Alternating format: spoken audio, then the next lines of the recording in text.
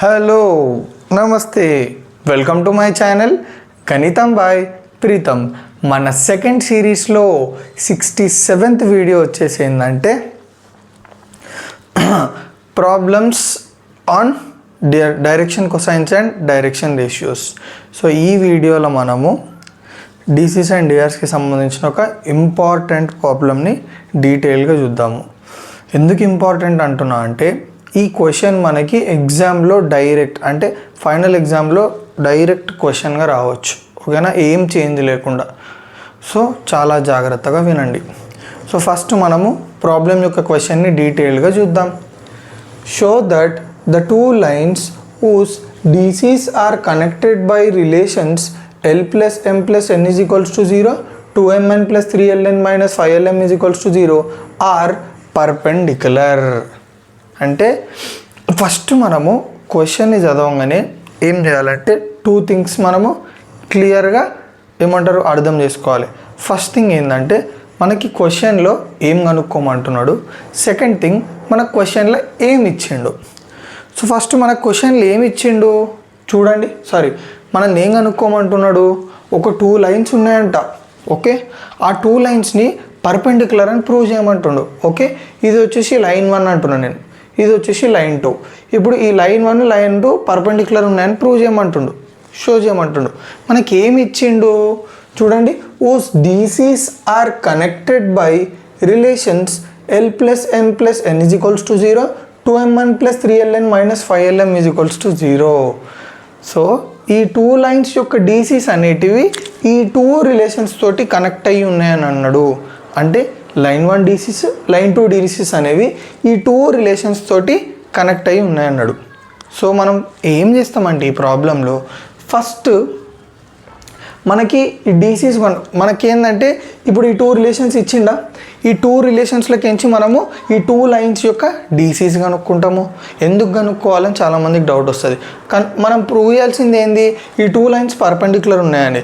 కానీ మనం ఇప్పుడు దీని డీసీస్ ఎందుకు కనుక్కుంటాము లేదా డిఆర్స్ ఎందుకు కనుక్కుంటాము అంటే మీకు అది లాస్ట్కి అర్థమవుతుంది, ఓకేనా. మనము ఆ డీసీస్న లేదా ఆ డిఆర్స్ని యూజ్ చేసి ఈ రెండు లైన్స్ పర్పెండిక్యులర్ అని ప్రూవ్ చేస్తాము, ఓకేనా. సో ఇప్పుడు మనం ఏం చేయాలి, మనకి ఇచ్చిన టూ రిలేషన్స్ ఉన్నాయి, వాటిని సాల్వ్ చేయాలి. సాల్వ్ చేసి డీసీస్ ఇంకా డిఆర్స్ కనుక్కోవాలి. సో ఫస్ట్ రిలేషన్ వచ్చేసి ఏంది, L plus M plus N is equals to 0. Next relation వచ్చేసి 2Mn plus 3Ln minus 5Lm is equals to 0. So ఇప్పుడు నేను ఏం చేస్తున్నా అంటే ఫస్ట్ రిలేషన్ని కన్సిడర్ చేస్తున్నా. L plus M plus N is equals to 0. L is equals to minus M minus N. నేను ఏం చేసిన, ఎమ్ని ఎన్ని రైట్ హ్యాండ్ సైడ్కి పంపిస్తే L is equals to plus M ఇటు వస్తే మైనస్ M ప్లస్ N ఇటు వస్తే మైనస్ N. ఈ పర్టికులర్ ఈక్వేషన్ నేను 1 అనుకుంటున్నా, మనకి ఇచ్చిన సెకండ్ రిలేషన్ ఏదైతుందో దాన్ని 2 అనుకుంటున్నా. సో ఇప్పుడు నేను ఏం చేస్తున్నానో చూడండి, సబ్స్టిట్యూట్ 1 into ఏం చేయమంటుండు, 1ని మనకి 2లో సబ్స్టిట్యూట్ చేయమంటుండు. అంటే దాని అర్థం ఏంది, సెకండ్ రిలేషన్లో ఎక్కడైతే L ఉంటుందో ఆ L ప్లేస్లో మనము మైనస్ M పెట్టుకోవాలి, ఓకేనా. ఇప్పుడు చూడండి మనం సెకండ్ రిలేషన్ని కన్సిడర్ చేద్దాం. 2Mn plus 3Ln minus 5Lm is equals to 0. 2Mn plus 3 into L value ఎంత, minus M minus N into N minus 5Lm అంటే L వాల్యూ ఎంత, minus M minus N into M is equals to 0. చూడండి 2Mn ఇప్పుడు నేను ఏం చేస్తున్నా అంటే first 3 into N ఎంత, 3N, 3N into minus M ఎంత, minus 3Mn.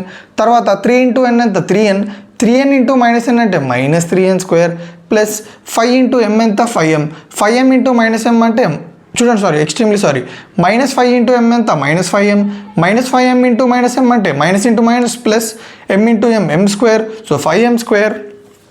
So minus 5 into M minus 5M, minus 5M into minus N అంటే minus into minus plus 5Mn, ఓకేనా. ఎస్. సో ఇప్పుడు చూడండి ఫస్ట్ నేను M స్క్వేర్ టర్మ్ రాసేసుకున్నాను, 5M square plus మీరు గమనించినట్టయితే 3Mn terms ఉన్నాయి మనకి. సో వీటిని సాల్వ్ చేద్దాం. 2Mn మైనస్ 3Mn అంటే minus 1Mn, minus 1Mn plus 5Mn అంటే 4Mn, so plus 4Mn. So మిగిలిపోయింది ఏంది last time, minus 3N square is equals to 0. So ఇక్కడ మనకు ఒక ఈక్వేషన్ వచ్చింది. సో మనకి ప్రతి ప్రాబ్లంలో అంటే ఇట్లాంటి దీనికి రిలేటెడ్ ప్రాబ్లమ్స్లో సేమ్ ఇదే మెథడ్ ఫాలో అవుతాం అన్నిటికీ. సో ఇక్కడికి వచ్చే వరకు మనకు ఒక క్వాడ్రాటిక్ ఈక్వేషన్ వస్తుంది. ఆ క్వాడ్రాటిక్ ఈక్వేషన్ని మనము సాల్వ్ చేస్తాము. ఎట్లా సాల్వ్ చేస్తాము? బేసికల్గా క్వాడ్రాటిక్ ఈక్వేషన్ని 2 మెథడ్స్లో సాల్వ్ చేయొచ్చు. ఒకటి ఫ్యాక్టరైజేషన్ మెథడ్, ఇంకొకటి ఏమంటారు రూట్స్కి ఒక ఫార్ములా ఉంటుంది. ఆ ఫార్ములా యూజ్ చేసి ప్రతిసారి మనం ఫ్యాక్టరైజేషన్ మెథడ్ యూజ్ చేసి మనము m వాల్యూస్ లేదా n వాల్యూస్ కనుక్కుంటాం. ఓకే, సాల్వ్ చేస్తాం. కానీ ఇక్కడ మనకి ఫ్యాక్టరైజేషన్ మెథడ్ యూజ్ చేసి ఈ పర్టికులర్ క్వాడ్రాటిక్ ఈక్వేషన్ని సాల్వ్ చేయడం కష్టం ఫస్ట్ మెథడ్ని యూజ్ చేసి. సో మనం ఏం చేస్తున్నాము? సెకండ్ మెథడ్ యూజ్ చేస్తాం. సెకండ్ మెథడ్ ఏంది? ఫార్ములా. సో మనకి క్వాడ్రాటిక్ ఈక్వేషన్లో రూట్స్ కనుక్కోవడానికి ఒక ఫార్ములా ఉంది. ఏంది చెప్పండి? -b + or -√b² - 4ac/2a. సరే, ఇప్పుడు ఆ ఫార్ములా అప్లై చేసే ముందు ఫస్ట్ మనము ఇది ఏదైతే ఈక్వేషన్ ఉందో ఆ ఈక్వేషన్ క్వాడ్రాటిక్ ఈక్వేషన్ అనుకుందాం. ఇన్ టర్మ్స్ ఆఫ్ ఏమనుకుందాము? చూడండి, మనకి ఇక్కడ 5m² ఉంది, 3n² కూడా ఉంది. You can consider quadratic equation in terms of m or you can consider quadratic equation in terms of n. So నేను ఏం చేస్తున్నా, ఈ పర్టికులర్ ఈక్వేషన్ని ఏమనుకుంటున్నా అంటే it is quadratic equation in m. అంటే ఇది m టర్మ్స్లో ఉన్న క్వాడ్రాటిక్ ఈక్వేషన్ అనుకున్న తర్వాత నేను ఏం చేస్తాను, మనకి ఏదైతే ఫార్ములా ఉందో చూడండి, ఆ ఫార్ములాలో ఏమేమి ఉన్నాయి? b ఉంది, a ఉంది, c ఉంది. సో ఏబిసి వాల్యూస్ మనం ఫస్ట్ ఆఫ్ ఆల్ అవి రాసుకోవాలి కదా ఈ పర్టికులర్ క్వాడ్రాటిక్ ఈక్వేషన్ నుంచి. సో రాసుకుంటున్నాం చూడండి. a అంటే ఏంది? Coefficient of m². So m² coefficient ఏంది? 5. నెక్స్ట్ b వచ్చేసి ఏంది? 4n అంటున్నాం. ఎందుకు? చూడండి, b అంటే coefficient of n. So n coefficient ఏముంది మనకి? 4m కదా, m కోఎఫిషియంట్ m. సో దీన్ని నేను ఇప్పుడు 4m అని ఉందా, 4nm అని రాయచ్చా? సో m కోఎఫిషియంట్ ఏమవుతుంది? 4n. నెక్స్ట్ c అంటే ఏంది? కాన్స్టెంట్. ఇక్కడ మనకు కాన్స్టెంట్ ఏముంది? -3n². మీకు డౌట్ వస్తుంది, n² కాన్స్టెంట్ అంటే మనం ఇక్కడ క్వాడ్రాటిక్ ఈక్వేషన్ని నెమ్ అనుకున్నాం అనుకోండి, ఎన్లు గిన్లు అవన్నీ కాన్స్టెంట్లు అయిపోతాయి. ఇప్పుడు ఇక్కడ -4n³ ఉందనుకో, అది కూడా కాన్స్టెంటే. ఓకేనా? రైట్. ఇప్పుడు సబ్స్టిట్యూట్ చేయడమే. -b + or -√b² - 4ac/2a. -b అంటే -4n + or -√b² అంటే 4n² -4ac అంటే 4 ఇంటూ a వాల్యూ ఎంత? 5 ఇంటూ c ఎంత? -3n² బై 2a అంటే 2 ఇంటూ 5. -4n + or -√4n² అంటే 16n² మైనస్ ఎందుకు పోయింది ఇక్కడ? మైనస్ ఇంటూ మైనస్ ఎంత? Plus 4 5s are 20, 20 3s are 60, 60n² by 2 into 5 అంటే 10. -4n + or -√16n² + 60n². ఇప్పుడు నేను ఏం చేస్తున్నా? 4n² కామన్ తీసిన. సో 4n² కామన్ తీసి ఏమొస్తుంది? 4 + 15/10. -4n + or ఈ 4n² బయటికి తీసిన. ఎట్లా తీసా చూడండి, √4n² అంటే నేను ఎట్లా రాసుకున్నా? √4n² అంటే 2n² రాసుకోవచ్చా? ఎస్. స్క్వేర్ రూట్ క్యాన్సిల్ అయిపోతే మనకి ఏమొస్తుంది? 2n. సో అంటే ఇప్పుడు ఈ 4n² అనేది రూట్ స్క్వేర్లకి నుంచి బయటికి వెళ్ళింది అనుకో, రూట్లకి నుంచి బయటికి వెళ్తే ఏమవుతుంది? 2n. సో 2n ఇంటూ √4 + 15 ఎంత? 19/10. సో దీని తర్వాత ఏం చేసిన? న్యూమరేటర్లో డినామినేటర్లో న్యూమరేటర్లో 2 కామన్ తీసిన. 2 కామన్ తీసి ఏమొస్తుంది? -2n + or ఇక్కడ 2 ఉందా? 2 ఎగిరిపోతుంది. √19 ఇంటూ n ఉంది కదా, n ఉంటుంది by 10. So 2 1s are 2 5s are. So m = -2n + or -√19n/5. ఇక్కడ మీరు గమనించినట్టయితే there are 2 values for m. ఒకసారి ప్లస్, ఒకసారి మైనస్. అందుకే ఇక్కడ చూడండి, ఒకసారి ఒక వాల్యూ తీసుకున్నా, ఒకసారి ఒక వాల్యూ తీసుకున్నా. ఇక్కడ ప్లస్ ఉంది, ఇక్కడ మైనస్ ఉంది. సో ఇప్పుడు నేను ఏం చేస్తాను చెప్పండి? ఇప్పుడు m 2 వాల్యూలు ఉన్నాయనుకోండి, l కూడా 2 వాల్యూలు ఉంటాయి, n కూడా 2 వాల్యూలు ఉంటాయి. సో ఇప్పుడు నేను ఏం చేస్తున్నా అంటే I will find out l value and n value. So first నేను ఏం చేస్తున్నా అంటే సబ్స్టిట్యూట్ m in 1 అంటే 1 ఏంది ఇక్కడ మనకి? l = -m - n కదా. So l = -m - n. So l = m value ఎంత? -2n + √19n/5 -n. So l = -* +2n - -√19n/5 -n. So l చూడండి, ఈ 5ని ఎంతో మల్టిప్లై చేస్తే ఏమవుతుంది? ఎల్సిఎం తీస్తున్నాం 5n. So 2n - √19n - 5n/5. So L1 = 2n - 5n అంటే -3n - √19n/5. సో క్లియర్గా అర్థమైందా? ఇప్పుడు మనము ఎమ్ని ఇది అనుకున్నాం. నెక్స్ట్ ఎమ్ని ఇది అనుకొని m is equals to -2n - √19n/5 మనం ఏం చేస్తాం అప్పుడు మళ్ళీ ఇంకొక ఎల్ వాల్యూ కనుక్కోవాలి. ఎందుకంటే ఈ m వాల్యూకి ఇది వచ్చేసి ఎల్, మళ్ళీ ఈ m వాల్యూకి ఇంకొక ఎల్ వాల్యూ వస్తుంది కదా. ఎస్. సో ఇప్పుడు ఏం చేస్తాము, L is equals to same ఆ వాల్యూని సబ్స్టిట్యూట్ చేసి సాల్వ్ చేసినాం అనుకోండి. L is equals to -3n + √19n/5. So ఇక్కడ మీరు చూసుకున్నట్టయితే ఈ టూ వాల్యూస్లో ఓన్లీ వన్ డిఫరెన్స్, ఇక్కడ మైనస్ ఉంది ఇక్కడ ప్లస్ ఉంది, మిగతాదంతా సేమ్ టు సేమ్.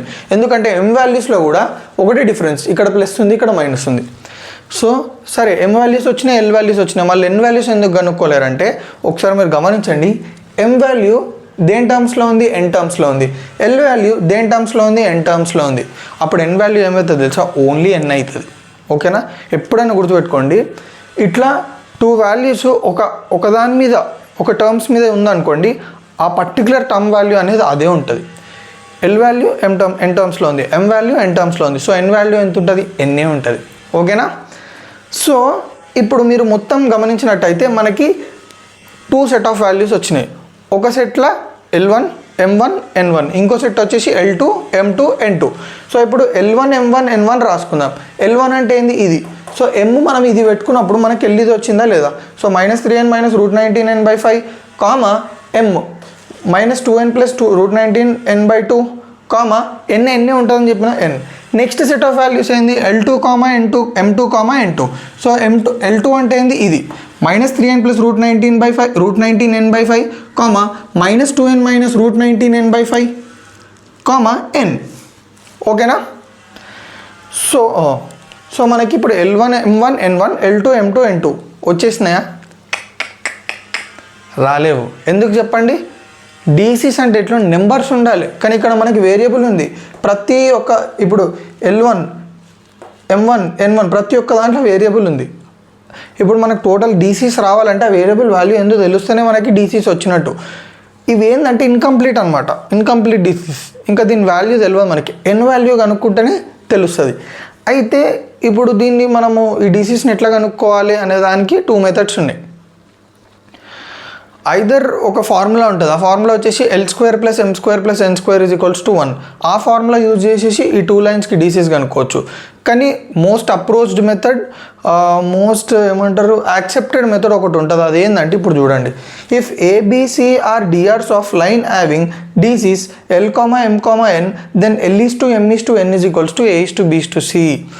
సో ఏమంటున్నాడంటే ఈ పర్టికులర్ ఫార్ములా లేదా కాన్సెప్ట్లో, ఒకవేళ ఏబిసి అనేవి ఒక లైన్కి డిఆర్స్ అయినాయి అండ్ అదే లైన్కి డీసీస్ వచ్చేసి L, M, N, అప్పుడు ఏమైపోతుందంటే రేషియో ఆఫ్ డీసీస్ ఇది equals to ratio of DRs అని అర్థం. సో ఇది వచ్చేసి రేషియో ఆఫ్ డీసీస్ ఇది equals to ratio of DRs. So ఇప్పుడు మనం ఆ పర్టికులర్ ఫార్ములా లేదా కాన్సెప్ట్ యూజ్ చేసి డిఆర్స్ కనుక్కుంటాం. మనం డీసీస్ కనుక్కోం, డిఆర్స్ తర్వాత డీసీస్ కనుక్కుంటాం. So L1 is to M1 is to N1 is equals to ఎంత మనకి మైనస్, అదే ఇక్కడ నేను ఏం చేసిన అంటే మీరు చూడండి, న్యూమరేటర్లో n ఉందా, n కామన్ తీసిన, -3 - √19/5 into n is to -2 + √19/5 into n is to n. అన్ని nలు క్యాన్సిల్ అయిపోయినాయి. L1 is to M1 is to N1 is equals to -3 - √19/5 -2 + √19/5 1. So ఇప్పుడు మీరు దీన్ని చూడండి, దీన్ని ఇక్కడ కింద నేను ఒకటి రాసిన చూడండి, L is to M is to N is equals to A is to B is to C. Same అదే ఫార్ములా ఉందా లేదా, కంపేర్ చేస్తే మీకు A వాల్యూ ఇది, B వాల్యూ ఇది, C వాల్యూ ఇది. సో మొత్తంగా మనం ఈ కాన్సెప్ట్ యూజ్ చేసి ఏం కనుక్కున్నాం చెప్పండి, ఒకటి చెప్పండి ఏం కనుక్కున్నాము. ఈ కాన్సెప్ట్ యూజ్ చేసి మనము ఈ లైన్కి డిఆర్స్ కనుక్కున్నాం. ఏబిసి అంటే ఏం చూడండి, డిఆర్స్. ఈ రిలేషన్ యూజ్ చేసి మనం డిఆర్స్ కనుక్కున్నాము. సో అట్లా సిమిలర్గా L2 is to M2 is to N2 చేసి మనం ఏం కనుక్కుంటాము, ఈ లైన్కి డిఆర్స్ కనుక్కుంటాము. సో క్లియర్గా అర్థమైందా ఇక్కడి వరకు. సో ఇందాక మనము ఎక్కడి వరకు సాల్వ్ చేసినాము చూడండి, మనకి టూ లైన్స్ యొక్క డిఆర్స్ వచ్చినాయి. అయితే నేను మీకు ఫస్ట్ ఏం చెప్పినా, మనము ఇందులో డీసీస్ కనుక్కుంటున్నామని చెప్పిన అండ్ డిఆర్స్ కూడా కనుక్కుంటున్నామని చెప్పిన. అయితే ఇప్పుడు మనం డిఆర్స్ కనుక్కున్నాం కదా, మనం ఇంకా డీసీస్ కనుక్కోవాల్సిన అవసరం లేదు. ఎందుకంటే మన దగ్గర ఉన్న డిఆర్స్ తోటే మనము ఈ టూ లైన్స్ ఏవైతున్నాయో పర్పెండిక్యులర్ అని ప్రూవ్ చేయొచ్చు. డీసీస్ తోటి ప్రూవ్ చేయొచ్చు, డిఆర్స్ తోటి కూడా ప్రూవ్ చేయొచ్చు.